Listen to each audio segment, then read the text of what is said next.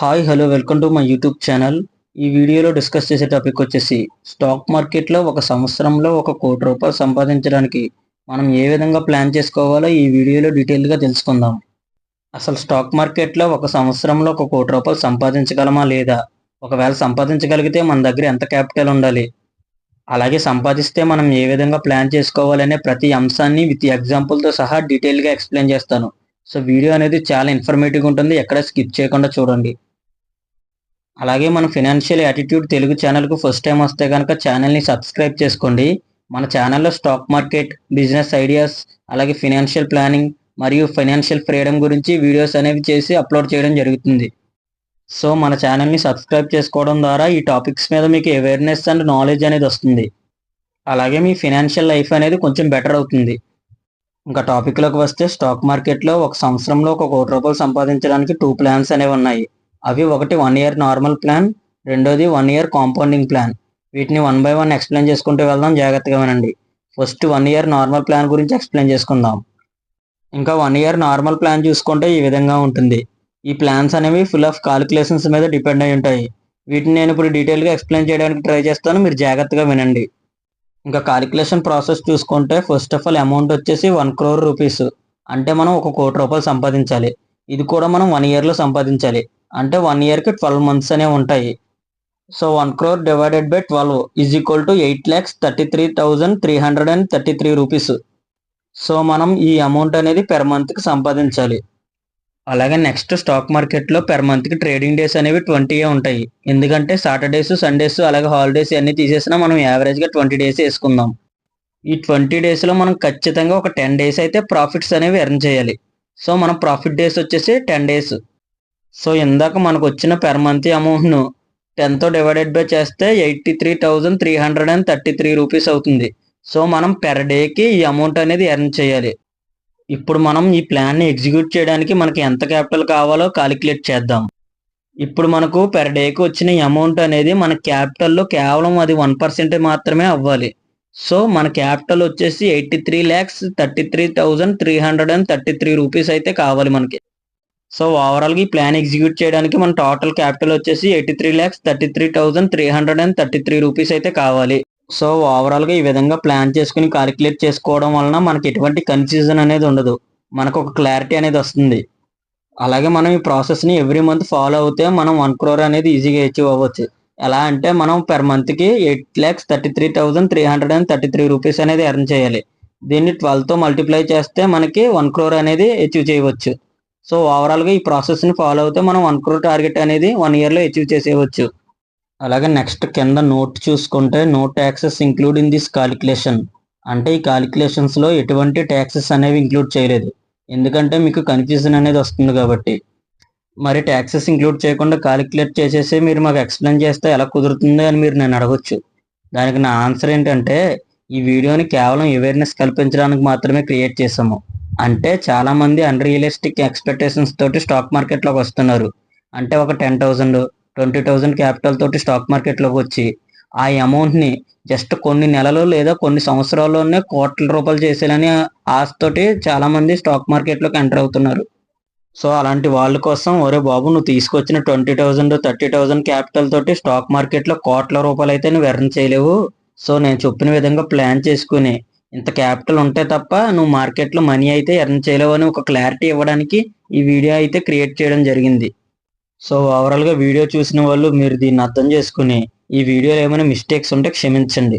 ఇంకేమాత్రం late చేయకుండా plan 2 అంటే 1 year compounding ప్లాన్కి ఇప్పుడు వెళ్ళిపోదాం. ఇంకా 1 ఇయర్ కాంపౌండింగ్ ప్లాన్ అనేది ఈ విధంగా ఉంటుంది. ఈ ప్లాన్ అనేది 1 ఇయర్ నార్మల్ ప్లాన్కి సిమిలర్గానే ఉంటుంది. కాకపోతే ఈ ప్లాన్లో కొన్ని కాలిక్యులేషన్స్ అనేవి కాంపౌండింగ్ చేయాలి అంతే. దానిని ఎక్స్ప్లెయిన్ చేస్తాను, జాగ్రత్తగా వినండి. ఫర్ ఎగ్జాంపుల్ చూసుకుంటే కాలిక్యులేషన్స్ మొత్తం సేమ్, కాకపోతే మనం 1 ఇయర్లో సంపాదించాలి. అంటే మనం పెర్ మంత్కి ₹8,33,333 అయితే సంపాదించాలి. సో మన టోటల్ క్యాపిటల్ ఎంత? ₹83,33,333. సో దానికి మనం 1 మంత్కి వచ్చిన ప్రాఫిట్ని యాడ్ చేయాలి.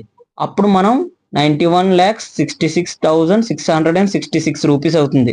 సో అప్పుడు ఓవరాల్గా మన క్యాపిటల్ అనేది ఈ అమౌంట్. ఇప్పుడు ఈ అమౌంట్ని మనం నెక్స్ట్ మంత్కి క్యాపిటల్ కింద కన్వర్ట్ చేసి మళ్ళీ దాని మీద 1% అనేది మనం కాలిక్యులేట్ చేయాలి. అంటే 91,666 రూపీస్ అయితే మనం పెర్ డేకి ఎర్న్ చేయాలి. ఇప్పుడు మనం ఈ పెర్ డేకి వచ్చిన అమౌంట్ని అంటే 91,666 రూపీస్ని 10తో మల్టిప్లై చేయాలి. అంటే మనకి పెర్ మంత్కి మనం 10 డేస్ అయితే ప్రాఫిట్స్ ఎర్న్ చేయాలి కాబట్టి దీంతో మనం మల్టిప్లై చేయాలి. అప్పుడు మనకి టోటల్గా 9,16,660 రూపీస్ వస్తుంది. ఇప్పుడు ఈ అమౌంట్ను మనకి ఇందాకటి వరకు ఉన్న క్యాపిటల్కి యాడ్ చేయాలి. అప్పుడు మన టోటల్ క్యాపిటల్ వచ్చేసి 1,83,326 రూపాయలు అవుతుంది. ఇప్పుడు ఈ టోటల్ అమౌంట్ని మనం మళ్ళీ నెక్స్ట్ మంత్కి క్యాపిటల్ కింద కన్వర్ట్ చేసి సేమ్ ప్రొసీజర్ అనేది ఫాలో అవ్వాలి. మీరు ఈ కాలిక్యులేషన్స్లో ఎటువంటి కన్ఫ్యూజన్ పడొద్దు. ఎందుకంటే మన క్యాపిటల్కి మనకు మంత్కి వచ్చిన రిటర్న్స్ని యాడ్ చేసి ఒక ప్రొసీజర్ అనేది ఫాలో అవుతున్నాము. సో అది మాత్రమే ఇక్కడ నేను ఎక్స్ప్లెయిన్ చేశాను. జాగ్రత్తగా అబ్జర్వ్ చేస్తే మీకు క్లారిటీ అనేది వస్తుంది. అలాగే నెక్స్ట్ మీకు ఇదే కాలిక్యులేషన్ ప్రాసెస్ను ఒక టేబుల్ ఫార్మేట్లో క్రియేట్ చేసి మీకు అర్థమయ్యే విధంగా అక్కడ ప్రొవైడ్ చేశాను.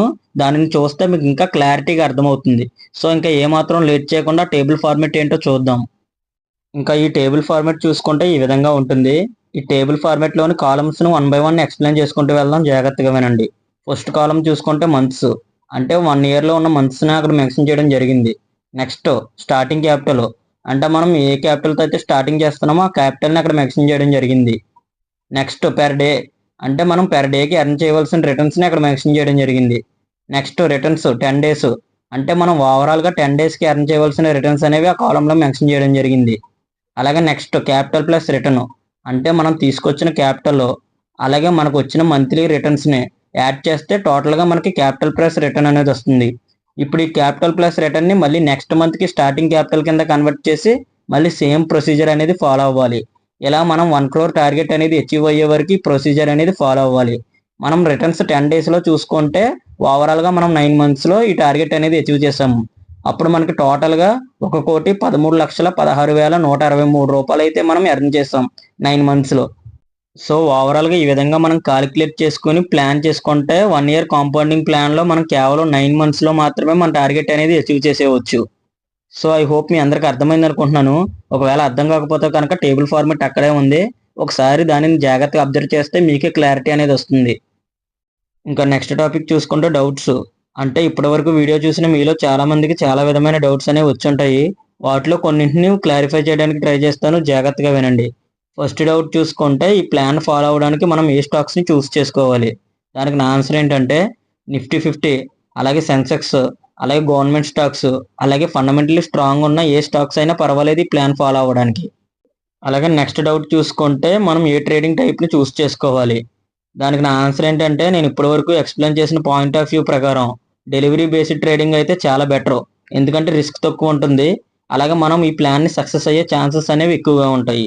సో డెలివరీ బేస్డ్ ట్రేడింగ్ అనేది చాలా యూజ్ అవుతుందని నా ఒపీనియన్.